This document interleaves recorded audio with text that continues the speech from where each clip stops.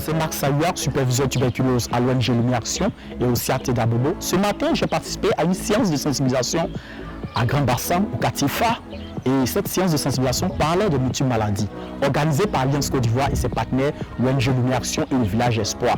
Il faut dire que souvent, quand tu as le VIH-Sida, on peut attraper aussi la tuberculose, le palu et autres. C'est pour cela que la population de Grand Bassam, je précise que véritablement, il faut véritablement venir faire un test de dépistage. Faites un test de crachat, c'est important. Pendant cette séance de sensibilisation, il y avait une population cible. Et cette population cible-là, c'était de 0 à 45 ans et plus. Dans la réponse à l'épidémie du VIH, le plan stratégique national de lutte contre le sida et les infections sexuellement transmissibles, les hommes de 25 ans et plus ont été identifiés comme population en contexte de vulnérabilité du fait de leur faible utilisation des services de dépistage et de leurs pratiques à risque. Ainsi, malgré leurs nombreux avantages sociaux et économiques, les hommes sont moins susceptibles que les femmes d'avoir recours aux services de santé, de passer un test VIH, de débuter et d'adhérer au traitement contre le VIH.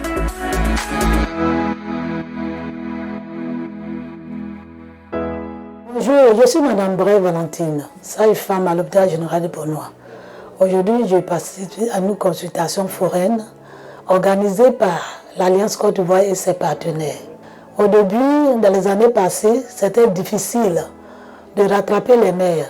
Mais aujourd'hui, avec l'accès des médicaments, qui est facile, qui est disponible vraiment à notre portée, qui a fait qu'aujourd'hui le taux de mortalité a diminué dans la transmission mère-enfant.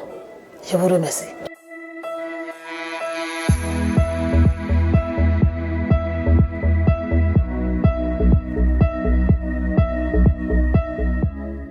Alhamdulillah, ne tɔgɔ ye Uma,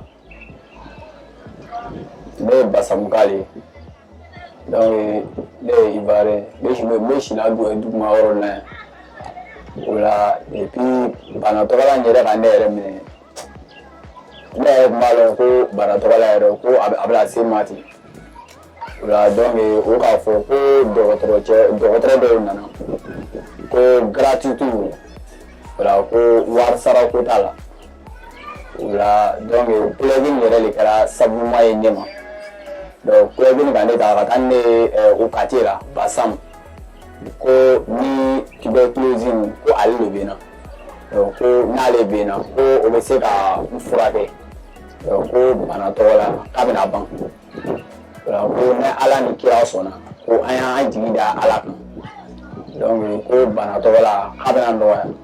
A banatɔ la ne fana ka traitement kɛ n k'a suivi ko 6 mois n tɛ tulu don n tɛ foyi don donc alhamdulillah Ala ka kɛ kɛnɛya nana donc ko hali yɛrɛ ka wele k'an bɔ n ma donc ko n ye na ka na kuma ko a bɛ ye a b'a dɔn ko kɛnɛya nana donc alhamdulillah an b'a alu yɛrɛ fo. Albi ala bolo ni a barara albi a barada ala sabati albi ala anto moye de Mustafa sallallahu alaihi wasallam.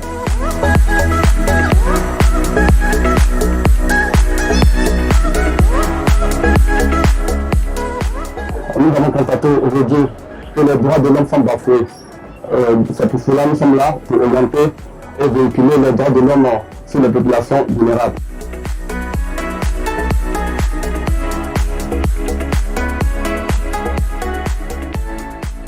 Je suis Kamara Fatoumata, je suis la PCA de l'ONG Village Espoir.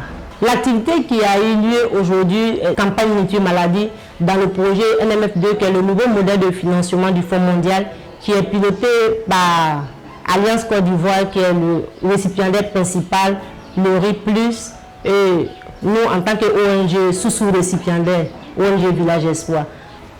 Il est important de connaître son statut sérologique que de vivre dans l'ignorance. Tuberculose, problème majeur de santé publique en Côte d'Ivoire. 2018, 21 303 cas de tuberculose, toutes formes confondues. Sous diagnostic des cas de tuberculose de l'enfant de 0 à 14 ans, 1014 des cas de TB dépistés en 2018, soit 4,8%. Ces chiffres sont dus à la pesanteur socio-culturelle dans la recherche de la santé, représentation de la maladie selon la communauté. Sanctions, résultat d'une agression par autrui, itinéraire thérapeutique, facteurs socio-géographiques.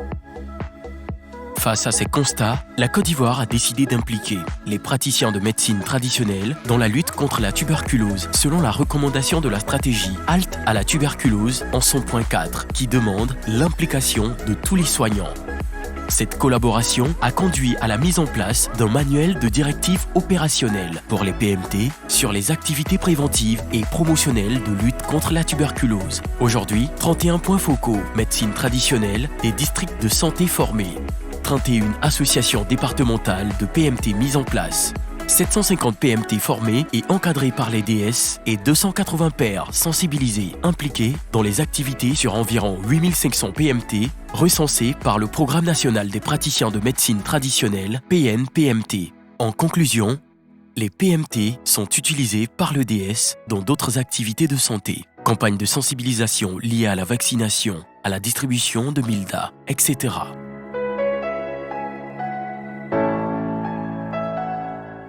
Ouais, je suis M. Komes Nali, infirmier diplômé d'État au dispensaire urbain de Bouna. Sur le point focal de médecine traditionnelle dans le district sanitaire de Bouna. J'appuie le directeur départemental de la santé à la gestion et à l'encadrement des praticiens de médecine traditionnelle. J'ai été formé par le programme national de médecine traditionnelle et le programme national de lutte contre la tuberculose sur financement de l'Alliance Côte d'Ivoire pour encadrer l'implication des praticiens de médecine traditionnelle dans la lutte contre la tuberculose.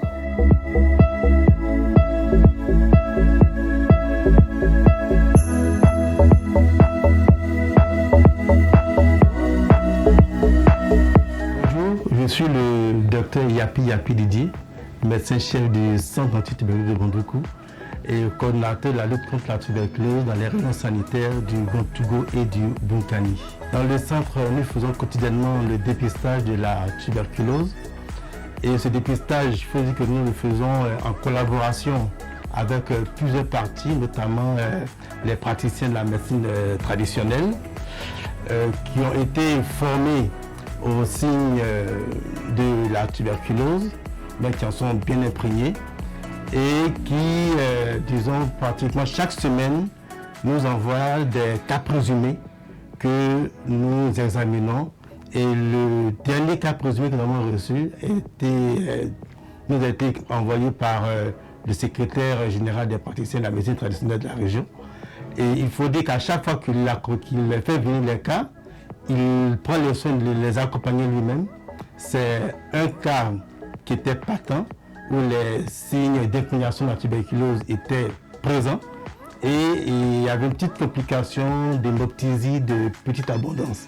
Donc le diagnostic a été fait, le malade est effectivement tuberculeux, la prise en charge a été faite et les orientations de prise en charge communautaire ont été rappelées aux collègues praticiens de la médecine traditionnelle qui est reparti avec son malade qui a été pris en charge dans toutes les dimensions.